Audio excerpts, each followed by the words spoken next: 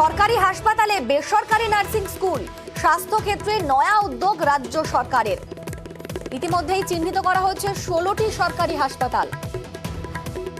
কোন কোন সেই হাসপাতাল, ঠিক কি সিদ্ধান্ত নেওয়া হচ্ছে, আমাদের সঙ্গে রয়েছেন প্রতিনিধি ওঙ্কার বলবে। ওঙ্কার, ঠিক কি সিদ্ধান্ত?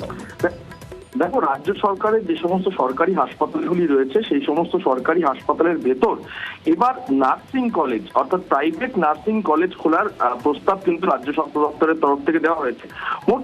প্রাথমিকভাবে মোট 16টি হাসপাতালকে এর জন্য চিহ্নিতকরণ করা হয়েছে। তার মধ্যে বিসি রায় শিশু হাসপাতাল, যেটি একটি মেডিকেল কলেজ, সেটাও যেরকম রয়েছে। এর সঙ্গে মোট 15টি সুপার স্পেশালিটি হাসপাতাল বিভিন্ন রাজ্যের, সেগুলো রাজ্যের বিভিন্ন জেলা, সেগুলোও কিন্তু একই সঙ্গে চিহ্নিতকরণ করা হয়েছে।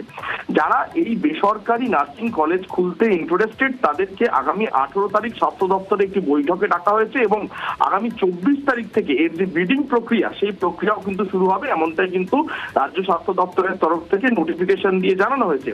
প্রাথমিকভাবে যেটা সিদ্ধান্ত নেওয়া হয়েছে তা হচ্ছে গিয়ে 10 বছরের জন্য পরিকাঠামোগতভাবে, এবং যদি কারো জমি না থাকে সেক্ষেত্রে এই সমস্ত সুপার স্পেশালিটি হাসপাতালের ভেতরে জমি দিয়ে বেসরকারি নার্সিং কলেজ খুলতে যারা ইচ্ছুক তাদেরকে কিন্তু ব্যবস্থাপনা করে দেওয়া হবে রাজ্য স্বাস্থ্য দপ্তরের তরফ থেকে, এমনটাই কিন্তু নোটিফিকেশন দিয়ে ইতিমধ্যেই রাজ্য স্বাস্থ্য দপ্তরের তরফ থেকে জানানো হয়েছে।